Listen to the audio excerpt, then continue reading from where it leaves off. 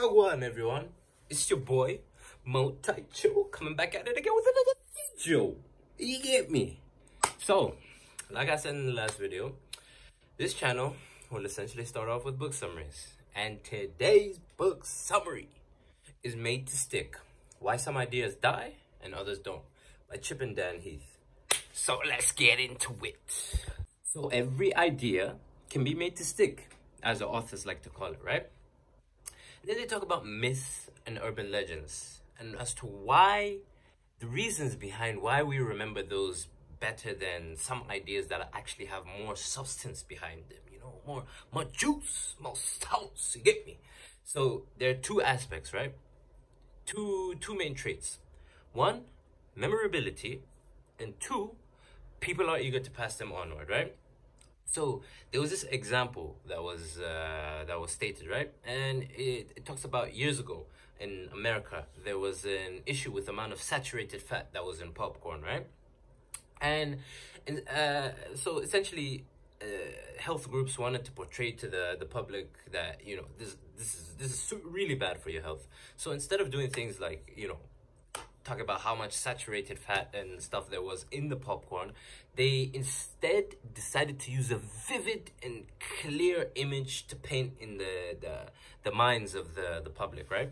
So they made stickers that said the amount of saturated fat that is in this popcorn is more, it has more artery clogging fat than a bacon and eggs breakfast, Big Mac and fries for lunch, and a steak with all its trimmings for dinner. Combined all together, had more saturated fat than the popcorn that they were consuming, and it worked.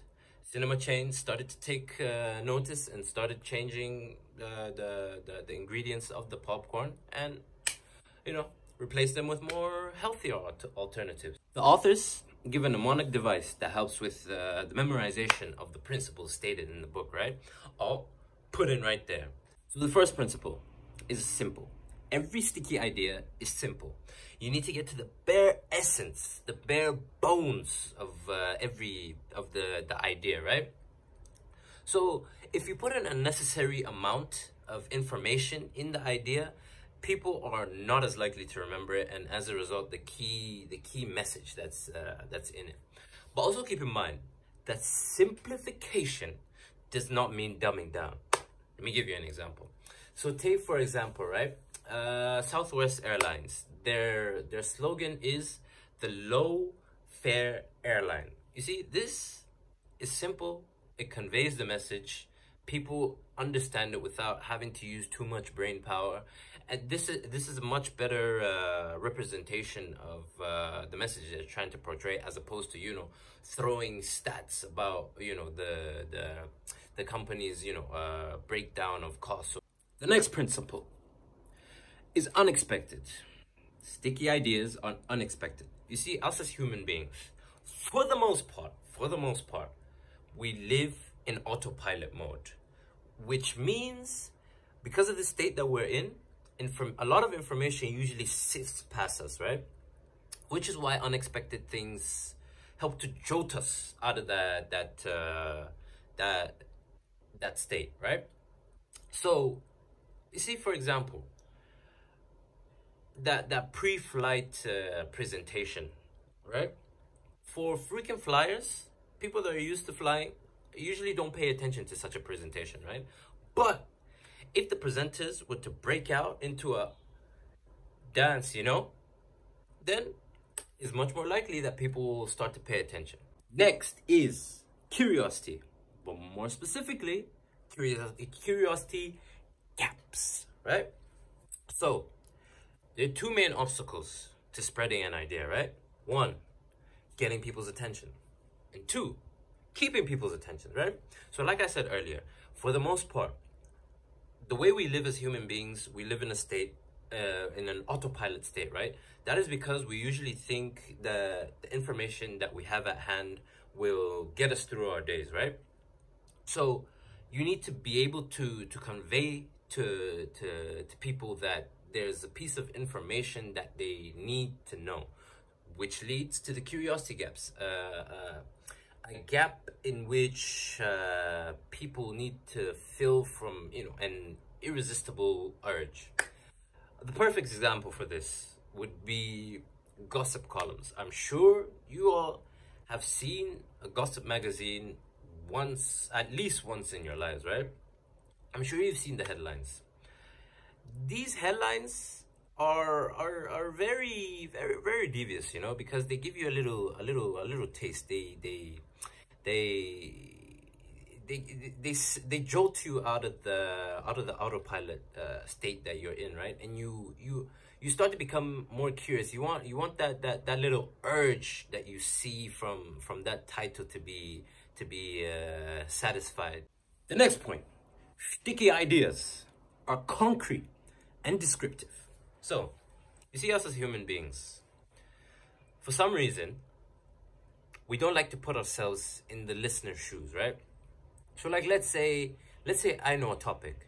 I'm explaining a topic to another person. Just because of the knowledge that I have in my mind, I will talk to that other person like they have the same amount of information that is in my own mind, right? And I'll start using, unnecessary jargon, talking about, complex subjects, thinking that this person has the same amount of knowledge that I have, right?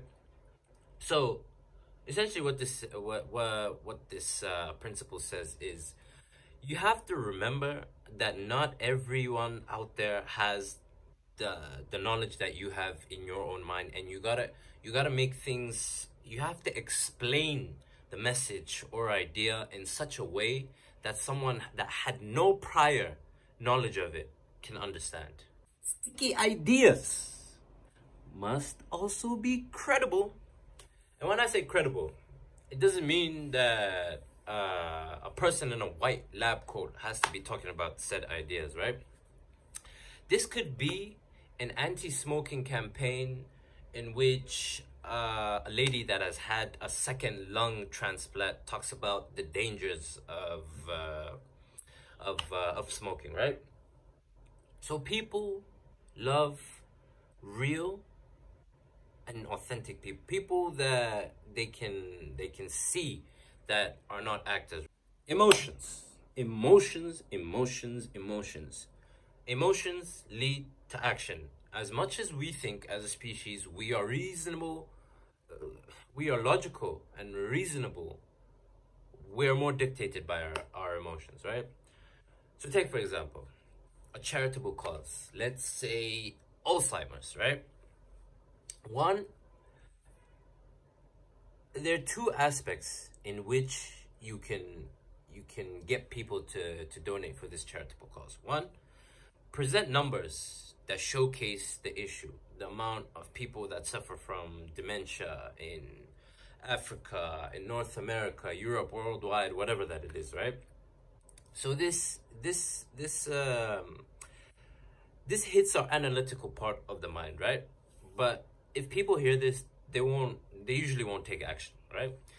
Second, you have to visualize this. So you can showcase a video or a picture of an elderly person that is suffering from Alzheimer's, right? This point is, people are much more likely to take action because they can actually sympathize, they can see something visually. Next is, there must be something in it for the audience, right? People are always asking themselves, what is in it for me? For the most part, right? So you always need to convey the message in a way that the audience gets something out of it, right? So, an example. Back in Texas a few years ago, there was an anti-littering campaign that was organized, right? So authorities and government officials decided to use Texan celebrities in order to appeal to the younger audience, right? So they ran different campaigns with said celebrities, and when the logic behind this was that when these young people saw saw their role models taking through their behaviors, right? They wanted to replicate said behaviors through, in a social sense. So in a sense, because they're replicating their behaviors, they somewhat feel closer, or they're replicating them in a certain manner. So lastly, sticky ideas are best when they're told as stories. So stories are like flight simulators for our brains. They allow us to get inside the action and anticipate how we would react in that situation, right? So there are 3 types of stories that have been proven to work, right? One is a challenge, like David and Goliath. This inspires people to take action. 2 is reaching out. Good Samaritan, helping someone in need. This inspires good social behavior, right? And 3 is creativity. This is, for example, like the apple falling on Newton's head and inspiring the theory of gravity. And this tells people to look at things from a different perspective, right? And that is it, everyone. Thank you for your time. Appreciate you.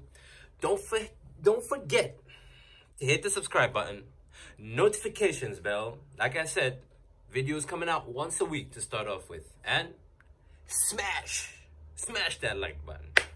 Until next time, I'm out.